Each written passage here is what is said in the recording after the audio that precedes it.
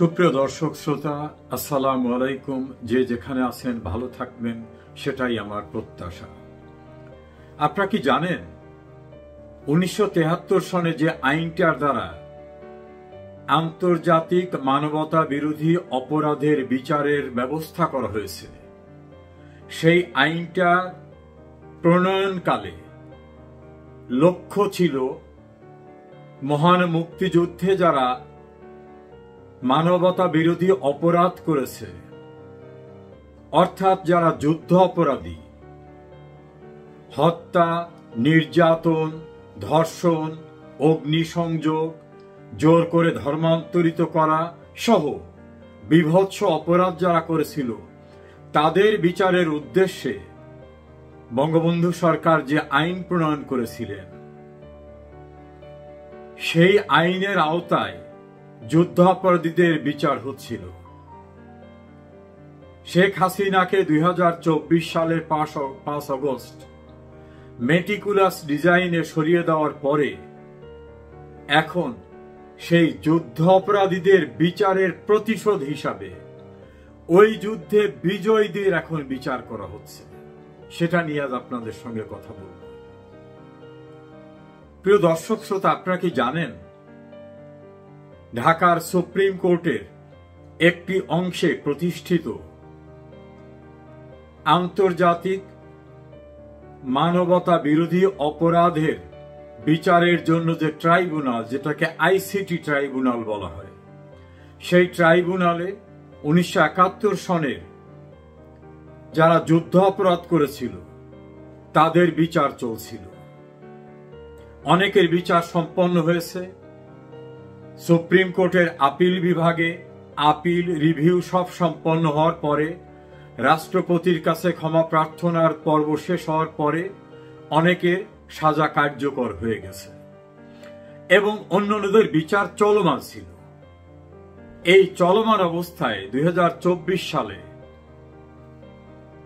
আন্তর্জাতিক এবং দেশীয় ষড়যন্ত্রে মেটিকুলাস ডিজাইনের মাধ্যমে শেখ হাসিনাকে সরিয়ে দেওয়ার পরে ঠিক উল্টা ব্যবস্থাটা কায়েম হয়েছে।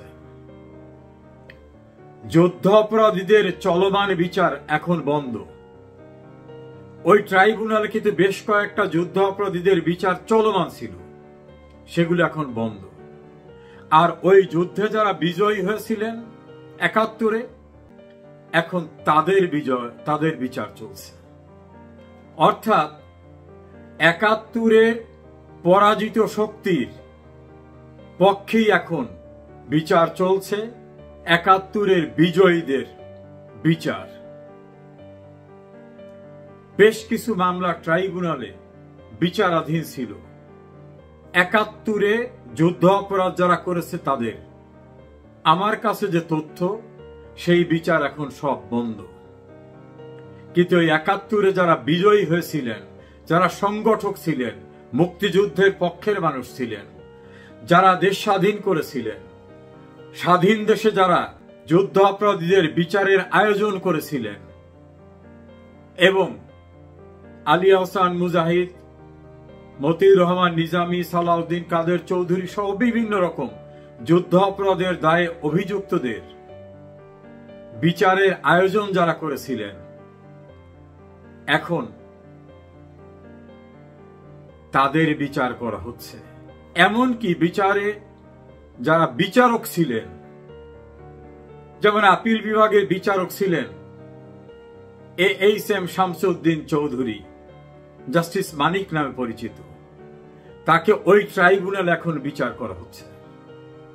যিনি যুদ্ধ অপরাধীদের অ্যাপিলেট ডিভিশনের বিচারের ফোরামে ছিলেন, মুক্তিযুদ্ধ যারা করেছিলেন, হাসানুল্লাহ কিনু, রাশেদ খান মেনন, আমির হোসেন আমু, এরকম অসংখ্য নাম বলে শেষ করা যাবে না, এবং মুক্তিযুদ্ধের অন্যতম সংগঠক যারা ছিলেন, যোদ্ধা ছিলেন, আজ তাদেরকে সেই ট্রাইব্যুনালে নিয়ে বিচার করে কার্যত বুঝিয়ে দেওয়া হচ্ছে যে 71-এ তোমরা বিজয়ী হয়েছিলা, পরাজিতদের বিচার করেছো।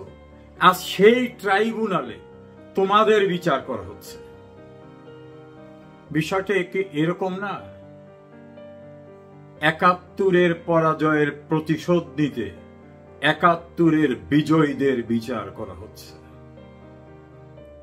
যে নামেই বলুক, ২৪ জুলাই, অগস্ট আন্দোলন ইত্যাদি ইত্যাদি যাই বলুক, বাস্তবতা কিন্তু মহান মুক্তিযুদ্ধে যারা পরাজিত হয়েছিল সেই পরাজয়ের প্রতিশোধ নিতেই এখন বাংলাদেশের আইসিটি ট্রাইব্যুনালে বিচার চলছে।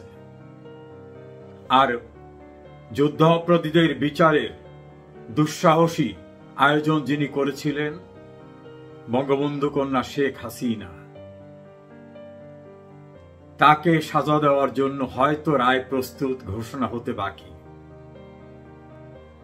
একইভাবে বীর মুক্তিযোদ্ধা আসাদুজ্জামান কামাল আর একজনাকে তো রাজসাক্ষী করে তাকে হয়তো ক্ষমা করা হতে পারে, তাকে দিয়ে স্টেটমেন্ট নেওয়ানো হচ্ছে। এভাবেই মুক্তিযুদ্ধের বাংলাদেশে বিজয়ীদের বিচার হচ্ছে পরাজিতদের চাহিদা অনুযায়ী, পরাজিতদের আয়োজন অনুযায়ী। কোথায় যাচ্ছে বাংলাদেশ?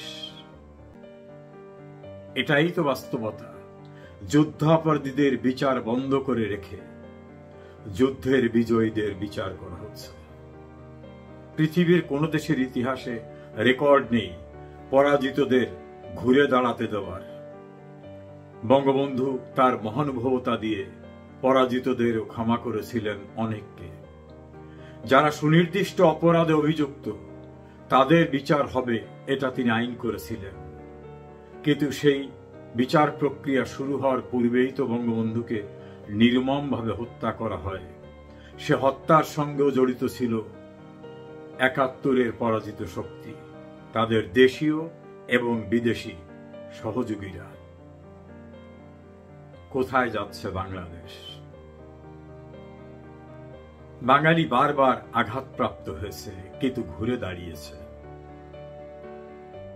হয়তো আবারও আরেকটি কঠিন লড়াইয়ের জন্য বাঙালি জাতিকে প্রস্তুত হতে হবে। কারণ পরাজিতদের ক্ষমা করা, এটা হয়তো ইতিহাস বলবে এটা ভুল ছিল। ভালো থাকুন যে যেখানে আছেন।